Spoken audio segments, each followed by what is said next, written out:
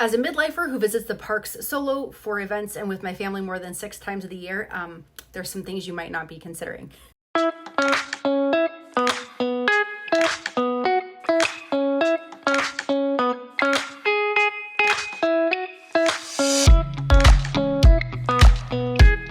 Now, before I dive in, I understand that in sharing this, there's a lot of people out here that are sharing things very similar to what I'm saying. They're giving so much information. They're emphasizing very similar points.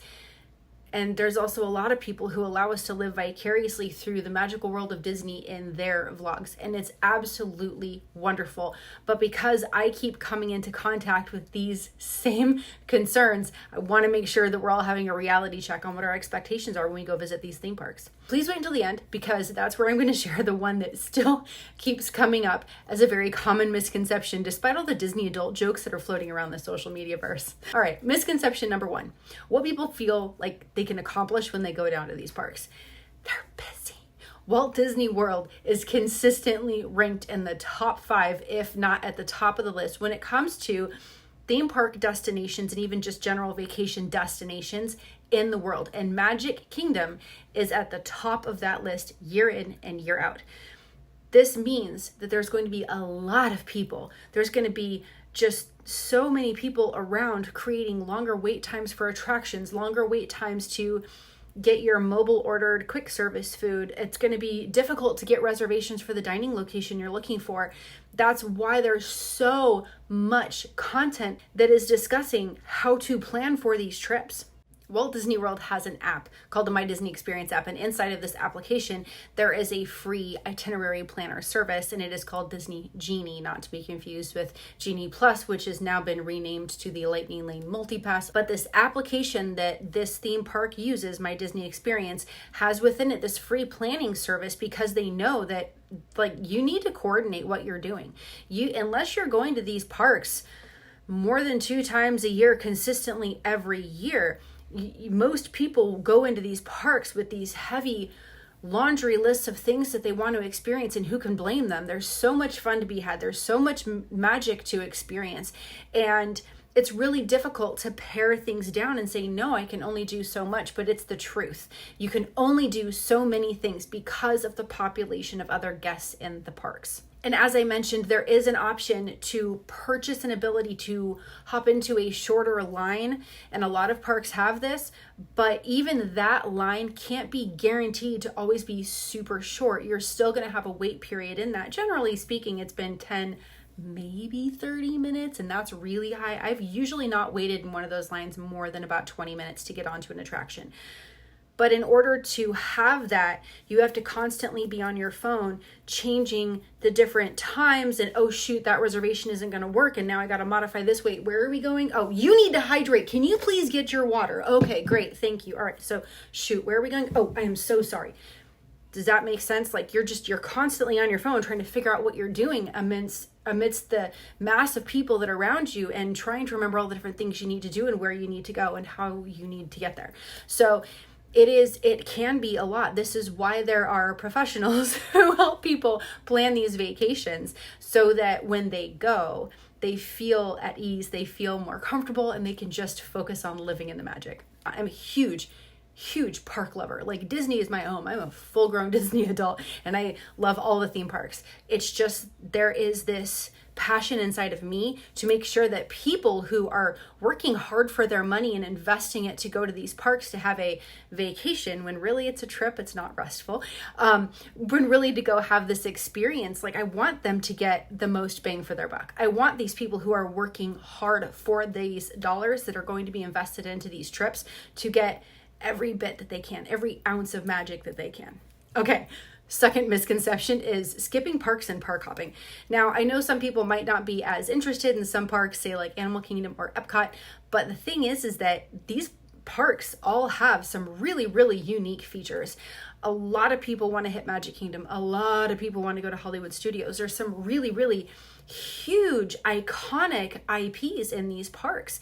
And Magic Kingdom is just old school classic Disney. So it's very understandable, but that's going to be the same for almost everybody, which means those are going to be the busiest parks. And it's highly recommended that you take 2 full days in each one of those parks, especially if you're not going to utilize some kind of a service, to skip a line or wait in a shorter line. That said, some people think that on their first visit, they'll just get park hopper and they'll kind of go back and forth to all these different parks. I wouldn't have recommended that before as it is, because of the level of attractions and the quantity of attractions and things to experience in each one of these parks. Before Lightning Lane considerations and before the shift in Genie Plus to now the Lightning Lane Multipass, I would already suggest to someone to please spend at least 1 day in each park. I don't even hop a lot when I take the family down, because it's just, there's so much to do in one that unless you've been, like I said, numerous times, in order to actually accomplish and see everything, you need more time in each park. As far as skipping parks goes, it's kind of sad to hear that, because Epcot is really unique and it's one of the parks a lot of people want to skip. It always has some kind of a festival going on, like the Flower and Garden Festival or the Festival of the Arts or Food and Wine, which has something crazy like 146 or more food booths and drink booths in it, non-alcoholic included. And then, of course, during the holidays, there's a whole holiday party as well. So there's some really interesting festivals here at Epcot. And it's just all these parks are unique, and Epcot has like one of the heaviest hitting attractions that everyone wants to go to, Guardians of the Galaxy Cosmic Rewind. So it's interesting to hear people say they want to skip that park or not go at all, when there's some really interesting things to see there. The other park a lot of people want to skip is Animal Kingdom, and I get it. A lot of people are like, I can see a zoo wherever. I can even see one in my hometown.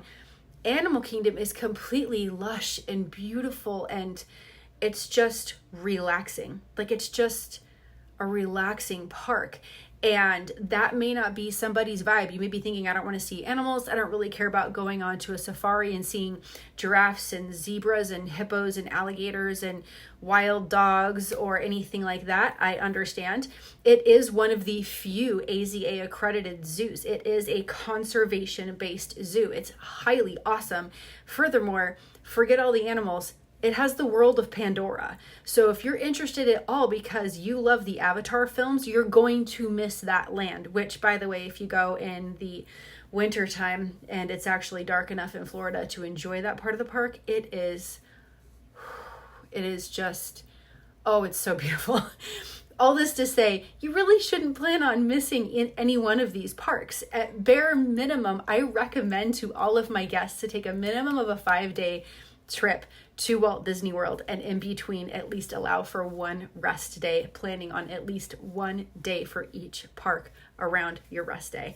And it's just, there's just so much to see.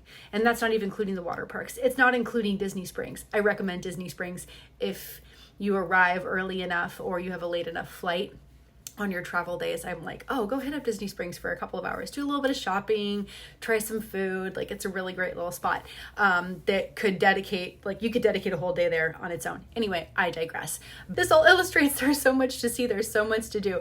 So please do not plan on skipping a park or missing out or hopping from one park to another if you have not been to these parks in the last year or two.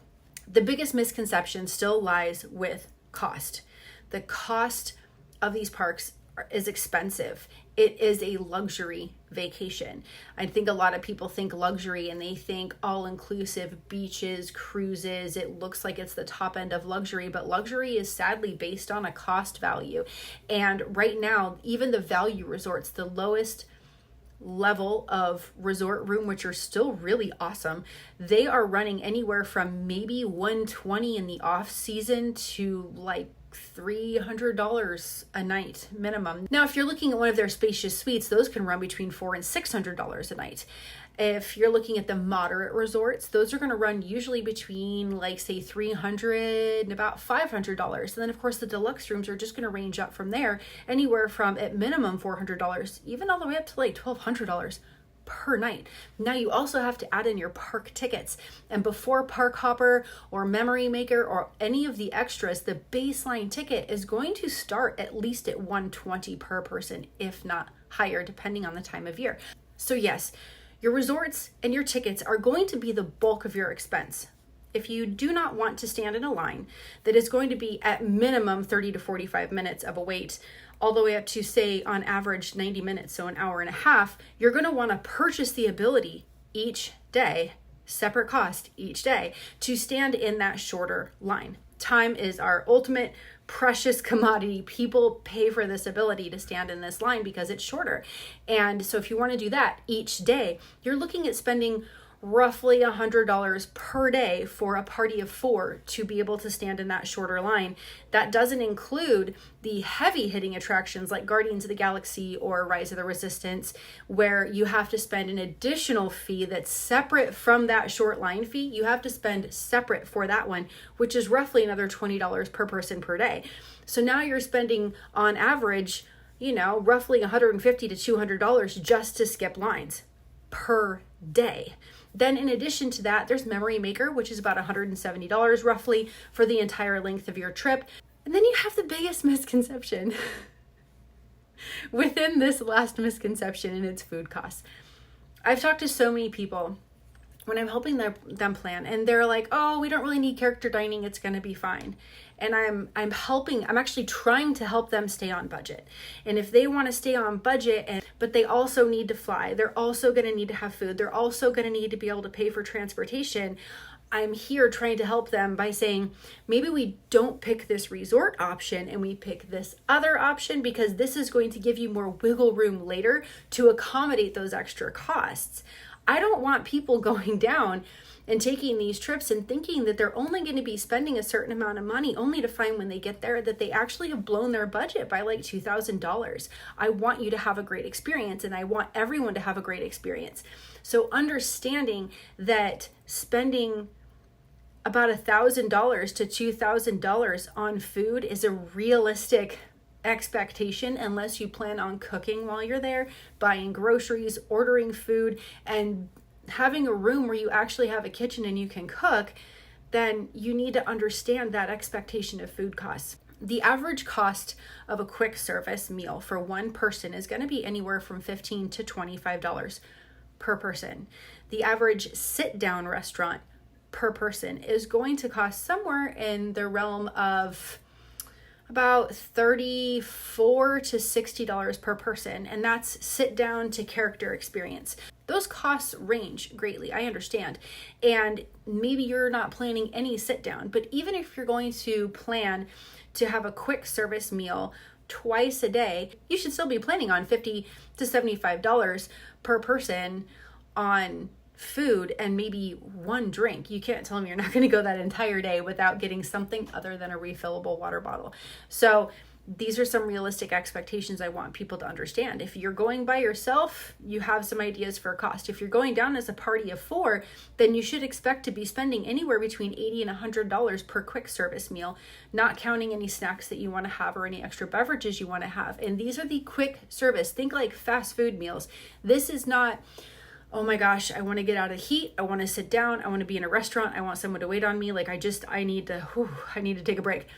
That is going to be more. You can expect anywhere from $250 to $300 for a family of 4. If you are somebody who's flying down and you can't bring groceries, or you really just don't want to try to cook on your vacation, you're not a Disney Vacation Club member, you're not going to rent an Airbnb, you're going to stay inside of the Disney bubble at one of their resorts, then understanding that food cost and that realistic expectation is highly, highly important. Even we had the best of intentions, and we decided to stay off property last December when I went down with my family. It's myself, my husband, and 3 kiddos, 1 teenager, and we stayed at an Airbnb, and we went out, we got groceries. We were like, we're going to cook at least one meal a day. And we didn't. We were pretty good. I think we cooked breakfast 3 times. I think we cooked dinner twice, and we were there for 8 days. So we did a little bit better than normal, but we still ate out because we were like, man, I'm on vacation. I want to take a break. I want to enjoy, and I want to have fun. Now, I know that this is a lot to digest, and it is, I promise, it's all in a mission to provide all the education and all the tips and all the important details that I can think of, so that you can truly assess what is going to be best for your Walt Disney World experience. And I'm never going to say it's a vacation. I'm always going to say that it's an experience and it's a trip. And I really want to just help manage the expectations. So I hope this has been helpful. Please let me know if there's any points that you want to hear more about. And I look forward to seeing you again real soon. Cheers.